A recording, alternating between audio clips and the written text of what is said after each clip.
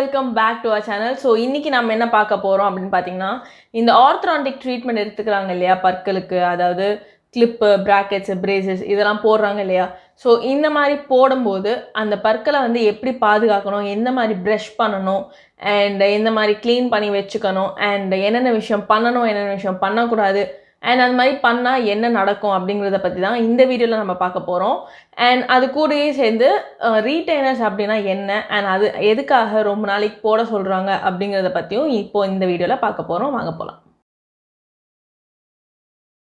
So நம்ம வந்து brush எப்படி பண்றது அப்படினு பார்க்கிறதுக்கு முன்னாடி நாம என்ன பிரஷ் யூஸ் பண்ணோம் அப்படினு பாத்தீங்கன்னா ஆர்த்தோக்குனே தனியா பிரஷ் விக்குது and இது ஆர்த்தோ பிரஷ் கிடையாது எப்படி இருக்கும்னு பாத்தீங்கன்னா ஆர்த்தோ பிரஷ் எப்படி இருக்கும் அப்படினு பாத்தீங்கன்னா இந்த சைடு இருக்குலையா இந்த சுத்தி இருக்க பிரிசில்ஸ் எல்லாமே வந்து ஹைட்டா இருக்கும் நார்மலா இருக்கும் and நடுவுல இந்த ஒரு ஸ்ட்ரிப் இருக்குங்களா அது வந்து ஷார்ட்டா இருக்கும் இல்லனா ஒரு சில பிரஷஸ்ல இருக்கவே இருக்காது சோ அந்த மாதிரி பிரஷஸ் தான் வந்து ஆர்த்தோ பிரஷ்னு சொல்வாங்க சோ அந்த மாதிரி யூஸ் பண்ணும்போது உங்களோட பிராக்கெட்ஸ் வந்து ஸ்பாயில் ஆகாம இருக்கும் சோ அதுக்காக தான் இந்த மாதிரி யூஸ் பண்ண சொல்வாங்க சோ அந்த மாதிரி ஆர்த்தோ பிரஷ் வாங்கிட்டு அது போட்டோ இந்த சைடுல போட்டுருப்பேன் சோ அந்த மாதிரி ஆர்த்தோ பிரஷ் வாங்கிட்டு என்ன பண்ணனும் அப்படினு பாத்தீங்கன்னா இப்போ இதான் வந்து கிளிப் ஓகேங்களா இந்த மாதிரி தான் கம்பி இருக்கும் சோ கம்பிக்கு நடுவுல ஒரு பல்லுலயும் வந்து அந்த கிளிப் மாதிரி ஒன்னு இருக்கும் சோ ஓகேங்களா நான் அது பல கிளிப் அவேலபிள் இல்ல சோ நான் வந்து wax வச்சிருக்கேன் சோ இப்போ என்ன பண்ணனும் அப்படினு பாத்தீங்கன்னா இந்த பிரஷ் இருக்கு இல்லீங்களா சோ இது வந்து maxilla சோ இந்த பிரஷ் இருக்கு இல்லீங்களா இந்த பிரஷ்ஷை வந்து 45 டிகிரி ஆங்குலேஷன்ல வைக்கணும் சோ இந்த பற்கள் மேல வந்து 45 டிகிரி ஆங்குலேஷன்ல வெச்சிட்டு சர்க்குலர் மோஷன்ல நம்ம சுத்தணும் சோ மெதுவா ஸ்லோவா சர்க்குலர் மோஷன்ல சுத்தணும் அப்படினா இந்த பிரஷ் வந்து இந்த கம்பிக்கு நடுவுலயும் போகும் and அந்த கிளிப் இருக்கும் இல்லீங்களா அந்த கிளிப்பை சுத்தியும் வந்து க்ளீன் பண்றதுக்கு யூஸ்ஃபுல்லா இருக்கும் சோ இந்த மாதிரி வெச்சு மெதுவா 45 டிகிரில ஸ்லோவா சர்க்குலர் மோஷன்ல சுத்தணும் சோ இப்படி வெச்சு இப்படி தேய்க்க கூடாது இப்படி தேய்ச்சிங்கனா என்ன ஆகும் அப்படினு பாத்தீங்கன்னா ஒன்னு கம்பி லூஸ் ஆகும் இன்னொன்னு வந்து அந்த கிளிப் இருக்கு இல்லீங்களா ஒரு பல்லையும் அதுவும் வந்து லூஸா இருக்கான வாய்ப்பு இருக்கு சோ அந்த மாதிரி பண்ண வேண்டாம் இப்போ இந்த வந்து 45 டிகிரில வெச்சு ஸ்லோவா சர்க்குலர் மோஷன்ல சுத்தி ஃபுல்லா க்ளீன் பண்ணனும் and அதுக்கு அப்புறம் என்ன பண்ணனும் அப்படினு பாத்தீங்கன்னா இந்த கம்பிக்கு கீழ இருக்கு இல்லீங்களா சோ இது வந்து எப்படி பிரிக்கணும்னு பாத்தீங்கன்னா இந்த கம்பிக்கு மேல கம்பிக்கு கீழ அந்த மாதிரி பிரிச்சுக்கணும் சோ இந்த கம்பிக்கு மேல வந்து நம்ம 45 டிகிரி வெச்சு க்ளீன் பண்றோம் சோ கம்பிக்கு கீழ என்ன பண்ணனும் அப்படினு பாத்தீங்கன்னா அதே மாதிரி 45 டிகிரி மேல் நோக்கி வெச்சு மெதுவா சர்க்குலர் மோஷன்ல க்ளீன் பண்ணனும் சோ அப்படி பண்ணும்போது கீழயும் க்ளீன் ஆயிடும் மேலயும் க்ளீன் ஆயிடும் and என்ன ஒரு டிஸ்அட்வான்டேஜ்னு பாத்தீங்கன்னா நம்ம வந்து கம்பி போட்டுக்கறனால ஈஸியா வந்து கால்குலஸ் ஃபார்மா இருக்கு டெப்ரிஸ் ஃபார்மா இருக்கு ஃபுட் போய் மாட்டிக்கிறதுக்கு இதுக்கெல்லாம் வாய்ப்பு ஜாஸ்தியா இருக்கு சோ நீங்க பிரஷ் பண்ணும்போது பார்த்து மெதுவா எல்லாத்தையும் க்ளீன் பண்ற மாதிரி பிரஷ் பண்ணனும் and காலையில நைட் ரெண்டு நேரமும் கண்டிப்பா பிரஷ் பண்ணனும் and பிரஷ் பண்ணதுக்கு அப்புறம் என்ன பண்ணனும் அப்படினு பாத்தீங்கன்னா ஃப்ளாஸ் சோ ஃப்ளாஸ் வந்து ஒயிட் கலர்ல இருக்கும் அது வந்து இந்த வீடியோல கிளியரா தெரியாதுங்கிறதுனால நான் வந்து Black கலர் பேப்பரை வந்து உங்களுக்கு ஃப்ளாஸ் மாதிரி கட் பண்ணியிருக்கேன் இது என்ன பண்ணனும் அப்படினு பாத்தீங்கன்னா இந்த கம்பி இருக்கு இல்லீங்களா இந்த கம்பிக்கு இப்படி கீழ இருந்து மேலே விடணும் சோ விட்டுட்டு என்ன பண்ணனும்னா சோ இப்படி விட்டுட்டு இந்த ரெண்டு பல்லுக்கு நடுவுல இத விட்டுட்டு நீங்க எப்பவும் போல ஃப்ளாஸ் பண்ற மாதிரி இந்த ரெண்டு பல்லுக்கு நடுவுல கம்ஸ்குள்ள விட்டு க்ளீன் பண்ணிட்டு என்ன பண்ணனும் பாத்தீங்கன்னா இங்க கிளிப் இருக்கு இல்லீங்களா அந்த கிளிப்பையும் சேர்த்து நீங்க வந்து ஃப்ளாஸ் பண்ணி இப்படி இழுத்துறலாம் சோ இழுக்கும்போது அந்த கம்பியில ஏதாவது மைன்யூட்டா மாட்டி இருந்தா கூடயுமே வந்துரும் சோ அதே மாதிரி நம்ம எல்லா பல்லையும் பண்றோம் சோ மேண்டிபிள்ல பண்ணுவோம் அதாவது கீழ் தடவால பண்ணும்போது என்ன பண்ணனும் அப்படினு பாத்தீங்கன்னா நம்ம வந்து கீழ இருந்து விடணும் லைக் கம்பிக்கு இப்படி கீழ இருந்து இப்படி விட்டுட்டு இத மேல் நோக்கி எடுத்துட்டு இத நடுவுல விட்டுட்டு இது ரெண்டு பல்லுக்கு நடுவுல விட்டு க்ளீன் பண்ணனும் சோ லோவர் ஜா பண்ணும்போது கம்பிக்குள்ள இருந்து கீழ இருந்து விடணும் மேல் ஜால பண்ணும்போதும் கம்பிக்கு கீழ இருந்து தான் விடணும் சோ விட்டு க்ளீன் பண்ணாதான் நீட்டா எல்லாமே க்ளீன் ஆகும் சோ இந்த மாதிரி ஃப்ளாஸ் and brushing மட்டும் போதுமா அப்படினு கேட்டிங்கனா கண்டிப்பா பத்தாது ஏன் அப்படினு கேட்டிங்கனா ஏற்கனவே சொன்ன மாதிரி நம்ம கம்பி போட்டுக்கறனால நிறைய ஃபுட் பார்ட்டிகல்ஸ் வந்து மாற்றதுக்கான சான்ஸ் வந்து ஜாஸ்தியா இருக்கு சோ என்ன பண்ணனும் அப்படினு பாத்தீங்கன்னா ஒரு வாட்டி நீங்க சாப்பிட்டு முடிச்சதுக்கு அப்புறமும் நீங்க வந்து தண்ணியை வச்சு வாயை நல்லா கொப்பளிச்சிரணும் and நைட் வந்து கண்டிப்பா வந்து ஃப்ளூரைடு இருக்க மவுத் வாஷா யூஸ் பண்ணனும் சோ ஏன் அப்படினு பாத்தீங்கன்னா நான் அதே காரணம் தான் ஏன்னா நிறைய ஃபுட் வந்து மாட்டிக்கும் and அதனால வந்து சொத்தப்பல் வரக்கான வாய்ப்பு வந்து ஜாஸ்தியா இருக்கு சோ நம்ம வந்து ஃப்ளூரைட் கண்டென்ட் ஜாஸ்தி எடுத்துக்கணும் அதனால மவுத் வாஷ் இருக்குங்களா, ஸோ மவுத் வாஷில் வந்து ஃப்ளூரைட் மவுத் வாஷ் யூஸ் பண்ணிங்க அப்படின்னா ஃபுல்லாக க்ளீன் பண்ணி ஃப்ளஷ் பண்ணி எடுத்துடலாம். ஸோ இந்த கிளிப் போட்டிருக்கும் போது எந்தெந்த மாதிரியான ஃபுட்ஸ் வந்து அவாய்ட் பண்ணணும் அப்படின்னு பார்த்தீங்கன்னா, இப்போ சாப்பிடும் போது போய் ஒட்டிக்கிற மாதிரியான ஃபுட்ஸு, ஸ்டிக்கி ஃபுட்ஸு, அப்படி இல்லைனா வந்து கடிக்கிறதுக்கு ஹார்டாக இருக்க மாதிரியான ஃபுட்ஸ் எல்லாம் வந்து நம்ம அவாய்ட் பண்ணணும். இந்த பீஸா, பர்கர், அதுக்கப்புறம் இந்த சாக்லேட்ஸ் இருக்குது இல்லைங்களா, கேரமல் சாக்லேட்ஸ்லாம் வந்து நம்ம அவாய்ட் பண்ணிக்கணும். ஏன்னா அதெல்லாம் போய் வந்து மாட்டிக்கும். ஸோ சாக்லேட்ஸ் எந்த மாதிரி சாக்லேட் சாப்பிட்லாம் அப்படின்னு பார்த்தீங்கன்னா, பார் சாக்லேட் சாப்பிட்லாம். ஆனால் இந்த மன்ச்சு இல்லைனா வந்து 5 ஸ்டார் இந்த மாதிரி சாக்லேட்ஸ்லாம் வந்து நம்ம அவாய்ட் பண்ணிக்கணும். அண்ட் அதே மாதிரி நம்ம வந்து நான்வெஜ் வந்து சாப்பிடக்கூடாது. ஏன் அப்படின்னு பார்த்தீங்கன்னா, அதெல்லாம் கடிக்கிறதுக்கு வந்து கஷ்டமாக இருக்கும். அண்ட் அதே மாதிரி போய் மாட்டிக்கும். ஸோ நம்ம கிளிப்பு போடலைனாலே நம்மளுக்கு வந்து நான்வெஜ்னால் போய் மாட்டிக்க தான் செய்யுது. அண்ட் அதை எடுக்கிறதுக்கு வந்து ரொம்பவே கஷ்டப்படுறோம். இந்த மாதிரி கிளிப் போட்டிருக்கும் போது இந்த கம்பிக்குள்ளெல்லாம் போய் மாட்டிச்சு அப்படின்னா நம்மளுக்கு வந்து எடுக்கிறது, க்ளீன் பண்ணுறது வந்து ரொம்ப கஷ்டம். அண்ட் அந்த மாதிரி மாட்டிக்கிட்டாலும் எதை வச்சு க்ளீன் பண்ணணும் அப்படின்னு பார்த்தீங்கன்னா, நம்ம வந்து டூத்பிக்லாம் வந்து யூஸ் பண்ணக்கூடாது. கிளிப் போட்டிருக்கும் போது மெயினாக டூத்பிக் வந்து யூஸ் பண்ணக்கூடாது. டூத்பிக் இல்லாமல் நம்ம எப்படி க்ளீன் பண்ண முடியும் அப்படின்னு பார்த்தீங்கன்னா, இன்டர்டென்டல் ப்ரஷஸ்னு இருக்குது. ஸோ அந்த இன்டர்டென்டல் ப்ரஷஸ் வந்து எல்லா ஃபார்மசிலையும் கிடைக்கும்.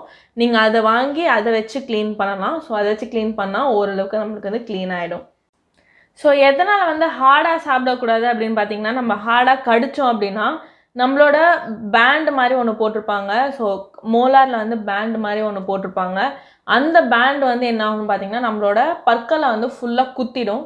ஸோ அந்த மாதிரி குத்திருச்சு அப்படின்னா நம்மளோட ஜிஞ்சைவா இருக்குது இல்லைங்களா, கம்ஸ் வந்து ஃபுல்லாகவே வந்து இன்ஃபெக்ஷன் ஆகிடும். இல்லைனா வந்து அடிபட்டு ப்ளீடிங் வந்துகிட்டே இருக்கும். நம்ம நல்லா ஒழுங்காக ப்ராப்பராக சாப்பிட முடியாது, ஃப்ரீயாக இருக்க முடியாது, ஒரு இரிட்டேஷன் இருந்துகிட்டே இருக்கும். ஸோ இதெல்லாம் வந்து நம்ம தவிர்க்கணும் அப்படின்னா நம்ம வந்து ஹார்டாக சாப்பிட்றது வந்து அவாய்ட் பண்ணணும். ஸோ அதே மாதிரி நம்ம வந்து கிளிப்பு போட்டு நம்மளோட ஆல்ட்ரேஷன்ஸ் எல்லாம் பண்ணியாச்சு. பண்ணி முடிச்சக்கப்புறமா ட்ரீட்மெண்ட்லாம் முடிஞ்சக்கப்புறமா நம்மளுக்கு வந்து ஒரு டிரான்ஸ்பரண்ட் ரீட்டைனர் மாதிரி ஒன்று தருவாங்க. ஸோ அந்த டிரான்ஸ்பரண்ட் ரீட்டைனர் வந்து எதுக்காக தருவாங்க அப்படின்னு பார்த்தீங்கன்னா, நம்ம பற்கள் வந்து இப்போது ஒரு ப்ரெஷர் கொடுத்து நவுத்திருக்கோம். அண்ட் நவுத்தின அந்த ப்ரெஷருக்கு வந்து திரும்ப அது வந்து அதே பிளேஸுக்கு போகிறதுக்கான வாய்ப்பு வந்து இருக்குது. ஸோ அதை வந்து தவிர்க்கிறதுக்காக அதை வந்து அங்கேயே ஸ்டேபிளாக நிற்க வைக்கிறதுக்காக தான் மெயினாக வந்து இந்த ரீட்டைனர் அப்படிங்கிற ஒரு விஷயத்தை வந்து நமக்கு தராங்க. அண்ட் நம்ம மோஸ்ட்டாக வந்து இந்த ரீட்டைனர்ஸ் டிரான்ஸ்பரண்ட்டாக தந்தாங்க அப்படின்னா அது வந்து ஒரு 2 to 3 years இல்லை 4 years வரைக்கும் போட சொல்லுவாங்க. ஏன் அப்படின்னு பார்த்தீங்கன்னா, நம்ம வந்து எவ்வளோ ஃபாஸ்ட்டாக உள்ளே தள்ளுறோமோ அவ்வளோ ஃபாஸ்ட்டாக நம்மளுக்கு வந்து பற்கள் திரும்பி அதோட பிளேஸுக்கு போகிறதுக்கான வாய்ப்பு இருக்குது. ஸோ அதனால் அது இன்னும் கொஞ்சம் டைம் எக்ஸ்டெண்ட் பண்ணால் தான் நம்மளோட பற்களில் இருக்க அந்த மூமெண்ட் வந்து குறையும். அண்ட் அது வந்து ஸ்டேபிளாக ஒரே இடத்துல நிற்கும். ஸோ அதுக்காக தான் வந்து இந்த டிரான்ஸ்பரண்ட் ரீட்டைனர்ஸ் அப்படிங்கிறது தராங்க. ஸோ இது வந்து ஒரு சிலருக்கு வந்து 20 ஆண்டுகளுக்கு கூட நம்மளுக்கு வந்து ரீட்டைனர்ஸ் போடணும் அப்படிங்கிற ஒரு சூழ்நிலை வரக்கான வாய்ப்பு இருக்குது. அது வந்து எப்போ அப்படின்னு பார்த்தீங்கன்னா, நம்ம வந்து குழந்தைங்களா இருக்கும் போது நம்ம ஆர்த்தோடான்டிக் ட்ரீட்மெண்ட் பண்ணுறோம் இல்லையா, ஸோ அந்த மாதிரி சமயத்தில் வந்து ஒரு சிலருக்கு நம்ம வந்து பெர்மனன்ட் ரீட்டைனர்ஸ் தருவாங்க. பெர்மனன்ட் ரீட்டைனர்ஸ்னால் நம்ம வந்து 20 வருஷத்துக்கு வந்து அந்த ரீட்டைனர் நம்ம வாயிலே நம்ம வந்து போட்டிருக்க மாதிரி இருக்கும். நம்ம கழட்டி மாட்டுற மாதிரி இருக்காது. உள்ளே வந்து இப்போ நம்ம வெளியே பார்க்க முடியாது, உள் பக்கமாக வந்து நம்மளுக்கு அந்த ரீட்டைனர்ஸை வந்து ஃபிக்ஸ் பண்ணி கொடுப்பாங்க. ஸோ அது இருக்கும் போது நீங்கள் வந்து சாப்பிடக்கூடாது அந்த மாதிரி ரெஸ்ட்ரிக்ஷன்ஸ் இருக்குமா அப்படி கேட்டிங்கன்னா மோஸ்ட் ப்ராபப்ளி இருக்காது. ஒரு சில ரீட்டைனர் நம்ம எப்படி எந்த டைப் ஆஃப் ரீட்டைனர் போடுறோங்கிறத பொறுத்து அந்த ரெஸ்ட்ரிக்ஷன்ஸ்லாம் இருக்கும். ஸோ எல்லா குழந்தைங்களுக்கும் எல்லா 14 இயர்ஸ்லேருந்து 30 இயர்ஸ் வரைக்கும் ஆர்த்தோடான்டிக் ட்ரீட்மெண்ட் பண்ணுற எல்லாத்துக்குமே வந்து நம்ம 20 இயர்ஸ்க்கு ரீட்டைனர்ஸ் கொடுக்கணுமா அப்படின்னு கேட்டிங்கன்னா கண்டிப்பாக கிடையாது. எந்த மாதிரி நேரத்தில் 20 இயர்ஸ்க்கு ரீட்டைனர்ஸ் கொடுப்பாங்க அப்படின்னு பார்த்தீங்கன்னா, இப்போ வந்து சப்போஸ் பல்லு வந்து எடுத்துட்டு அதுக்கேற்ற மாதிரி ஆல்டர் பண்ணுறாங்க, ஒரு பல்லு இருக்க வேண்டிய கேப்பையே வந்து க்ளோஸ் பண்ணுறாங்க, இல்லைனா வந்து ரொம்ப டிஃப்ரென்ஸ் இருக்க மாதிரி மாற்றுறோம் அப்படின்னா அந்த மாதிரி சமயத்தில் கண்டிப்பாக பெர்மனெண்ட்டாக நம்மளுக்கு வந்து ரீட்டைனர்ஸ் கொடுப்பாங்க. 20 இயர்ஸ்க்கு போடுற மாதிரி ரீட்டைனர்ஸ் கொடுப்பாங்க. ஸோ அந்த மாதிரி கொடுத்தா தான் திரும்பி வந்து பற்கள் அதோட பழைய இடத்துக்கு வராமல் அதே இடத்துல ஸ்டேபிளாக இருக்கும். அண்ட் மெயினாக இந்த 14 இயர்ஸ்லேருந்து 30 இயர்ஸ் வரைக்கும் இந்த போன் இருக்குது இல்லைங்களா, இந்த போனோட ரீமாடுலேஷன் அதே மாதிரி ரீஅரேஞ்ச்மெண்ட் இல்லைனா அதோட மூமெண்ட்ஸ் வந்து இருந்துகிட்டே இருக்கும். போன் வந்து ஃபார்ம் ஆகிறது, டெஸ்ட்ராய் ஆகிறது, அந்த மாதிரி விஷயங்கள்லாம் வந்து கண்டினியூஸாக நடந்துகிட்டே இருக்கும். இந்த 30 இயர்ஸ்க்கு அப்புறம் பார்த்திங்கன்னா நம்மளோட போன்லாம் வந்து கொஞ்சம் ஸ்ட்ராங் ஆகிடும் அண்ட் நல்லா ஃபிக்ஸ்ட் ஆகிடும், ரிஜிட் ஆகிடும். ஸோ அதுக்கப்புறம் நம்ம பல்லு நவுத்தணும் அப்படின்னா நவுத்திட்டா அதுக்கப்புறம் அது வந்து அதே இடத்துல தான் இருக்கும். திரும்பி வந்து ரிலாக்ஸ் அவ்வளோ சீக்கிரம் ஆகாது. ஸோ அதுக்காக தான் வந்துட்டு நம்மளுக்கு பெர்மனன்ட் ரீட்டைனர்ஸ் அப்படிங்கிறத கொடுக்குறாங்க. அண்ட் மைல்டு சேஞ்சஸ் இப்போ வந்து நம்ம எந்த பல்லையும் எடுக்கலை, எந்த ஒரு சேஞ்சஸும் இல்லை, நம்ம வெறும் ஒரு மிட்லைன் டைஸ்டிமா இல்லைனா கொஞ்சம் ஸ்பேஸிங் இருக்குது, அதை மட்டும் க்ளோஸ் பண்ணுறோம் அப்படின்னா அந்த மாதிரி நேரத்தில் வந்து அவங்க 20 இயர்ஸ்க்கு நம்ம பெர்மனண்ட்டாக போடணும் அப்படிங்கிற ஒரு கம்பல்ஷன் வந்து இருக்காது. ஒரு 2 இயர்ஸ் 3 இயர்ஸ் அந்த மாதிரி போட்டால் மட்டும் போதும். மற்ற நேரத்தில் நம்ம வந்து கழட்டி வச்சிடலாம்.